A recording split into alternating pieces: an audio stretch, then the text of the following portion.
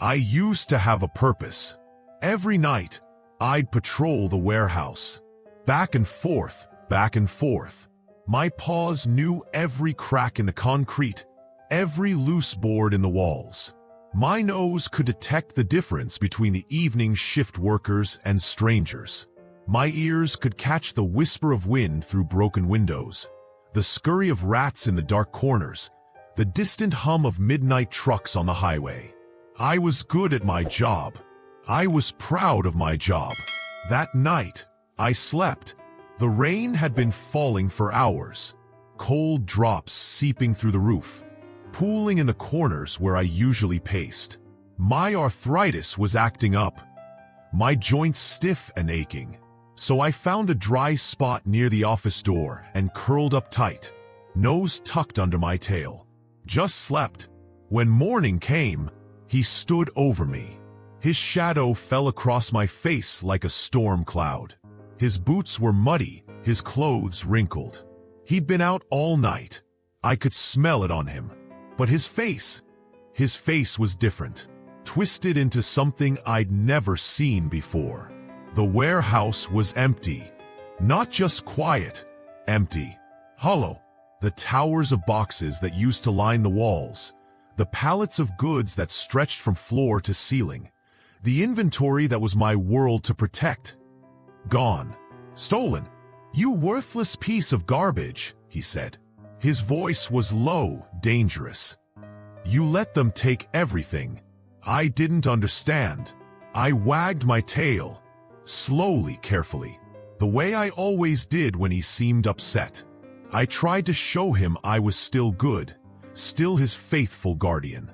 I pressed my body low to the ground, submitted, waited for his anger to pass like it always did.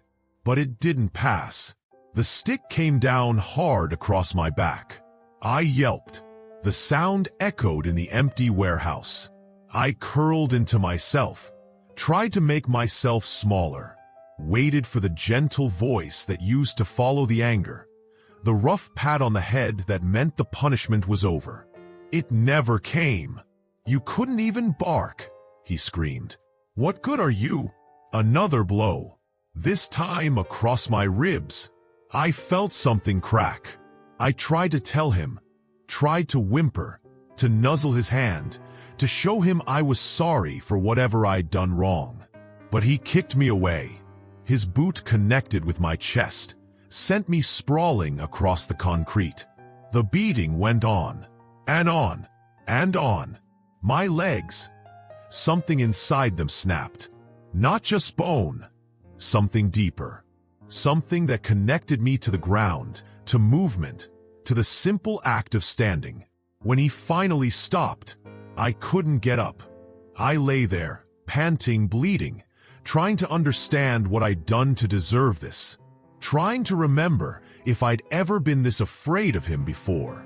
That was the beginning of the end of everything I thought I knew about love. Days blurred into nights. The chain around my neck grew shorter. He'd wrapped it tighter, pulled it through a different loop in the concrete anchor. Now I could barely reach the corner where the shade was deepest. The food bowl stayed empty. The water dish. There was no water dish, just the occasional puddle from the leaky roof, brown and bitter. I used to dream in color, endless fields of green grass, children's laughter echoing across playgrounds, the warm spot by the door where afternoon sunlight pooled like liquid gold. I'd dream of running, of my legs carrying me swift and strong across meadows that stretched to the horizon. Now I just sleep from pain. Gray dreams, empty dreams, dreams where I'm always searching for something I can't name. The sound of his boots coming closer always meant more hurt. Sometimes I'd crawl to the corner where the shade was deeper, where maybe he couldn't see me. But the chain always pulled me back, always dragged me to the center of his rage, his disappointment, his need to blame someone for his failures. "Look at you," he'd say, standing over me as I lay gasping in the heat. "Can't even stand up anymore. What kind of guard dog can't even stand? My back legs, they wouldn't listen to me anymore. They'd given up trying to carry my weight. I pulled myself around with my front paws, belly scraping the hot concrete. The warehouse floor was littered with my own blood, dried brown stains that told the story of my slow destruction. I remember when I was young, when I was wanted, there was a little girl who used to come with her father sometimes. She'd sneak me scraps from her lunch, pieces of sandwich, apple slices, sometimes a cookie that tasted like heaven. She'd scratch behind my ears with tiny fingers and tell me I was beautiful. "Good girl," she'd whisper when her father wasn't looking. "Such a good girl. You're the prettiest dog I've ever seen." When did I stop being good? When did I stop being pretty? The sun burned through the warehouse windows. The nights brought cold that seeped into my bones. My ribs showed through my matted fur like prison bars. My coat, once glossy and brown, had become dull and patchy. Clumps of hair fell out in my sleep. People walked by sometimes, through the chain-link fence that separated the warehouse from the street. They'd look at me through the mesh, quick glances, then faster steps. Their eyes would meet mine for just a second before they'd look away, hurried and uncomfortable. Did I become invisible? Was I so broken that I disappeared? One day, a child pointed at me, a little boy with bright eyes and a red backpack. "Mama, look at the doggy." His mother's face changed when she saw me. Her hand flew to her mouth. Then she grabbed her son's pointing finger and pulled it down. "Don't look, sweetie. Don't look." But I wanted her to look. I wanted someone to see me, to know I was still here, still alive, still hoping. I tried to bark, to call out to them, but only a whisper came, a broken sound that barely carried across the concrete. My voice had broken too. The days grew longer, or maybe I grew smaller. He stopped coming as often, stopped bringing the stick. Sometimes he'd just walk by, glance at me with disgust, and keep going. Maybe he thought I'd learned my lesson. Maybe he thought I was already gone. The warehouse grew quiet. Too quiet. Even the rats avoided me now. I pressed my face against the concrete. It was cool against my fever. It was the only comfort I had left. I was too tired to crawl away from the sun when it moved across the floor. Too tired to search for shade. Too tired to lift my head when cars passed by. So I stayed and waited for the dark. My breathing got shallow. The world got blurry around the edges. I closed my eyes and remembered the girl's voice. "Good girl. Such a good girl." Maybe that was enough. Maybe that was all I needed to take with me into whatever came next. Voices. Different voices.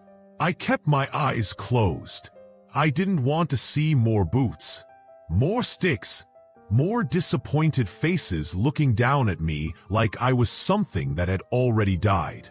But these voices, they were soft, worried. One was a woman, her tone rising with shock and anger. The other was a man, his words clipped and professional. "Oh my God," the woman said. "Look at her. Look what you've done to her." I heard him, my owner, his voice getting defensive. The same anger I knew so well, but now directed at someone else. "She's worthless," he said. "Didn't even do her job. Let thousands of dollars of merchandise get stolen while she slept. How could you?" The woman's voice was shaking. "How could you do this to her? She's dying." "She's not dying. She's fine. Just lazy." Something dropped beside me. Soft, warm. I opened one eye. A coat. A blue coat, spread on the concrete next to me like a blanket. A woman knelt down. She didn't grab me. She didn't reach for my chain. She just waited. Her hand was open, palm up, still as stone. Patient. I could smell her. Something about her smell. It reminded me of safety, of the time before. Sweet, like the girl who used to bring me scraps, but also strong, determined. "It's okay," she whispered. "It's okay, beautiful. Beautiful." She called me beautiful. I lifted my head, just a little, just enough to see her face. Her eyes were wet, but not angry wet. Sad wet, heartbroken wet. She was crying. For me.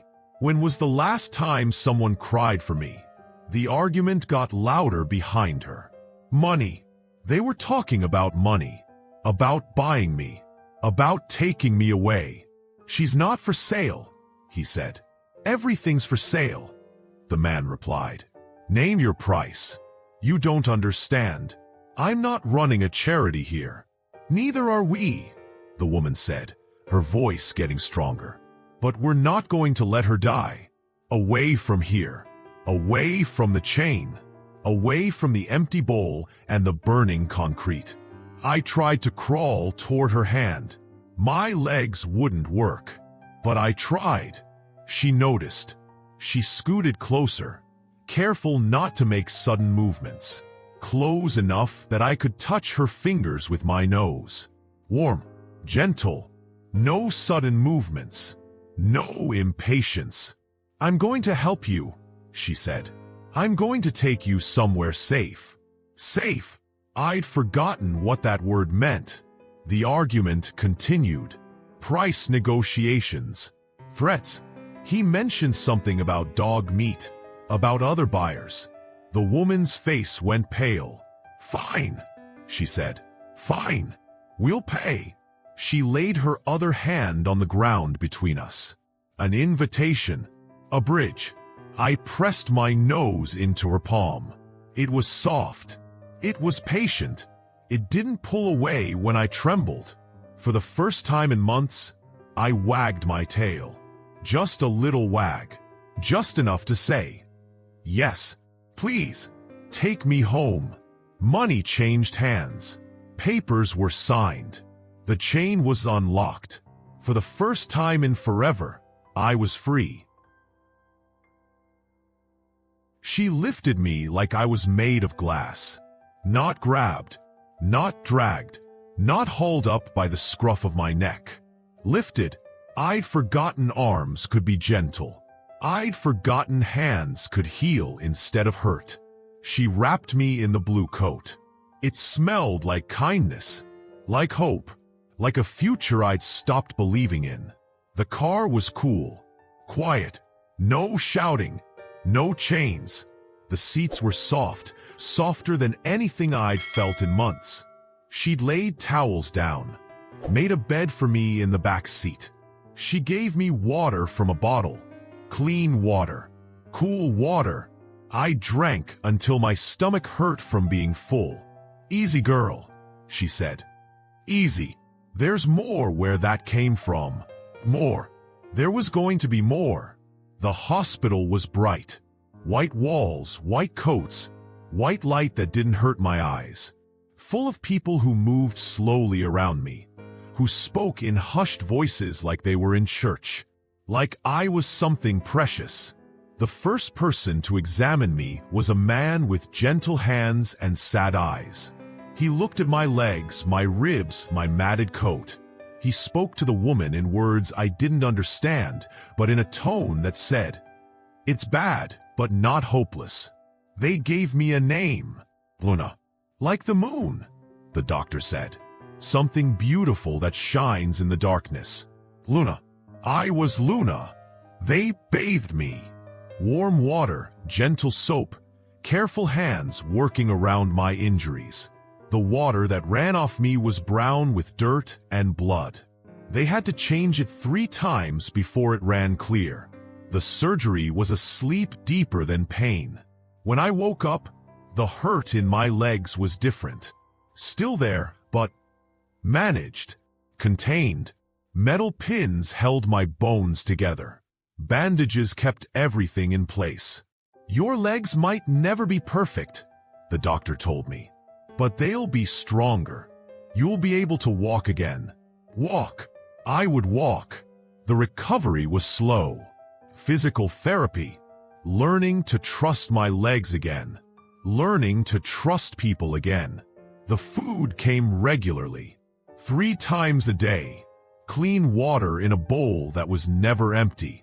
Soft blankets that smelled like laundry soap instead of fear. I learned to trust again. Slowly, carefully, like a flower learning to bloom after winter. The woman, Sarah, her name was Sarah, visited every day. She'd sit with me on the floor of my recovery room, read books out loud, tell me about the place I'd go when I was ready. It's a sanctuary, she said, for dogs like you, dogs who've been hurt.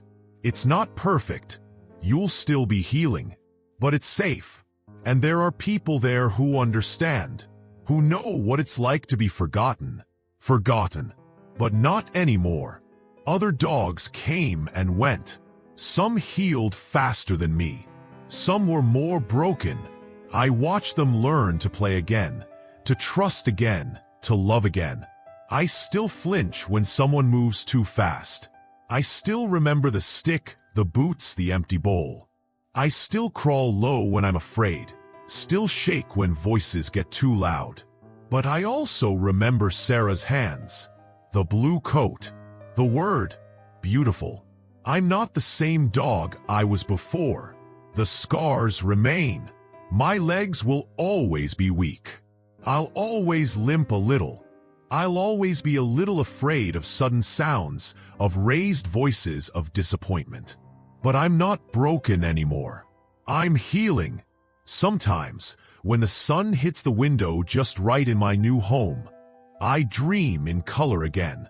Green fields, children's laughter, and a voice that says, "Good girl. Such a good girl." Do you see me now? Not the dog I was before. The perfect guard, the one who never made mistakes. And not the broken thing on the concrete, too hurt to matter. Do you see me as I am right now? Scarred but standing, afraid but trying, worthy of love, even if I couldn't bark loud enough to save his boxes. I think about the people who walked by, the ones who looked away, the ones who saw me and kept moving. I don't blame them. Sometimes pain is too big to look at. Sometimes we're all just trying to make it through our own dark nights. But Sarah stopped. She saw me. She chose to care. There are others like me. In warehouses, in backyards, in places where love was supposed to be but never arrived. They're waiting, hoping, trying to remember what it feels like to be good. Maybe you'll be the one to stop. Maybe you'll be the one to kneel down, to wait, to offer an open hand. Maybe you'll be the one to whisper, "It's okay, beautiful. I'm going to help you." Because even in the darkest places, even when all hope seems lost, there's always a door. Sometimes it takes a Sarah to show us where it is. Sometimes it takes a stranger's kindness to remind us we're not invisible. Sometimes it takes love to teach us we were never broken. We were just forgotten, but we're still here. We're still beautiful. We're still worth saving. If this story moved you, tap like to share a little hope. At 4 Paws Tales, we tell stories seen through eyes that can't speak, but understand everything. Subscribe for more stories of love, healing, and loyalty.